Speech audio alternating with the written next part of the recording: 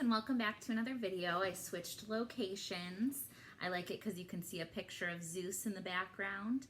My husband took this picture about a year ago and hung it up, and it's part of our decorations for our house. So you get to see another picture of Zeus while you read the next chapter of Sideways.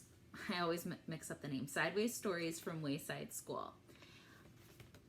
When I read chapter 3 yesterday, there was kind of a little bit of a back and forth discussion on whether you think Joe's counting problem could happen in real life. And I did want to kind of tell you what I thought about it. This really reminded me of how in math we learn a lot of different strategies to find the right answer. And for some of you, you like certain strategies that other students don't like. For example, with multiplication, some of you love parentheses and the associative property, where others prefer the distributive property, and others prefer just to skip count. So that kind of reminded me of Joe. He might not have counted the potatoes in the correct way, but he was able to get to the right answer. So do I think this problem could happen in real life? Yeah, there are things that are hard for every student, but at the same time, I want to say Zainab Balut said it, that a teacher's never going to ask you to count the number of hairs on your head. That's just not going to happen.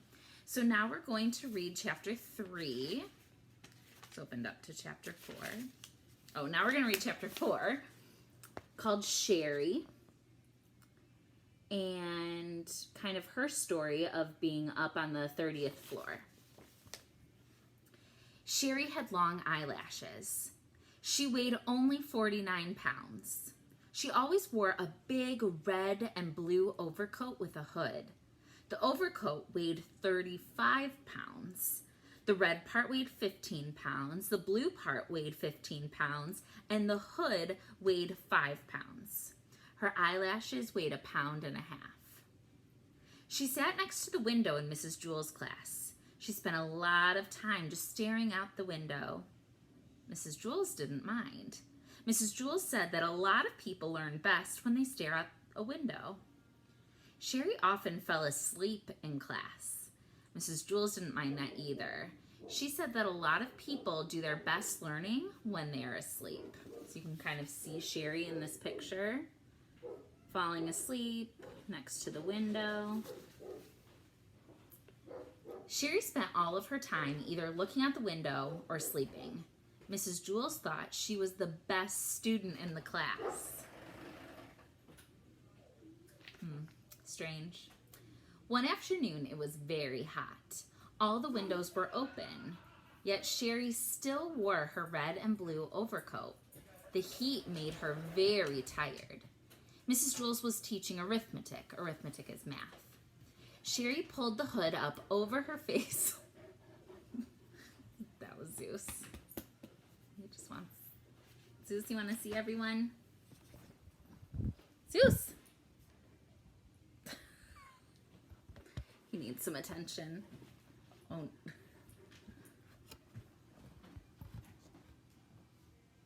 Oh, and there's my husband in the background.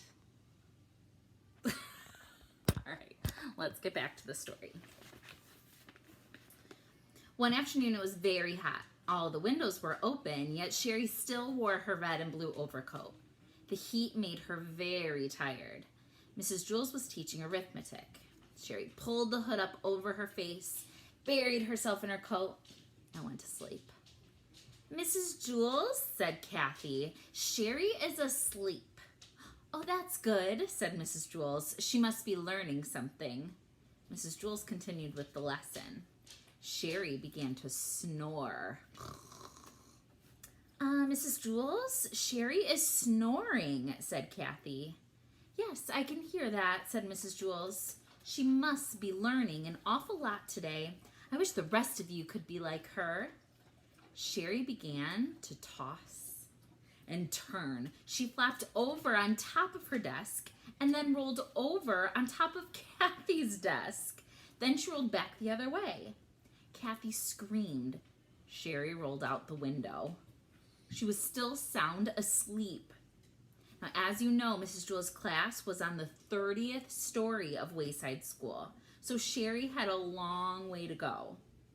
After she had fallen 10 stories, Sherry woke up. She looked around. She was confused. She wasn't in Mrs. Jewell's class, and she wasn't at home in bed. She couldn't figure out where she was. She yawned, pulled the hood back over her eyes, and then went back to sleep. By that time, she had fallen another 10 stories. Wayside School had an exceptionally large playground. Lewis, the yard teacher, was way over on the other side of it when he happened to see Sherry fall out the window. He ducked under the volleyball net, hurtled past the kickball field, hopped over the hopscotch court, climbed through the monkey bars, sped across the grass, and caught Sherry just before she hit the ground. The people in Mrs. Jewell's class cheered. Sherry woke up in Lewis's arms. "Aw, man, Lewis," she said. "What did you go and wake me up for?" "I'm sorry, Sherry," said Lewis. I'm sorry, Sherry repeated. "Is that all you can say? I was having a wonderful dream until you woke me up. You're always bothering me, Lewis. I can't stand it." She laughed and hugged him around the neck. Lewis carried her back up 30 flights of stairs to Mrs. Jewell's room. That evening, when Sherry went to bed, she was unable to fall asleep. She just wasn't tired. Probably because she slept the whole day at school. So that's the end of chapter 4, all about sleepy Sherry and her big red and blue overcoat. That overcoat does look comfy, but I don't think I'd want to wear it on a hot day. So my question for you is, have you ever learned something in a dream? Or what was a really good dream you were having and then someone woke you up and you were so mad you woke up? So in the comments below, go ahead and tell me either about something you learned in a dream, like Mrs. Jewell said people learn from their dreams, or a really good dream that you had once and then someone woke you up and you couldn't finish it. All right, again, I hope you're staying safe, washing your hands, staying at home as much as you can, and please let me know if you have any questions. I love and I miss you. I'm sending you a big hug from afar. Bye.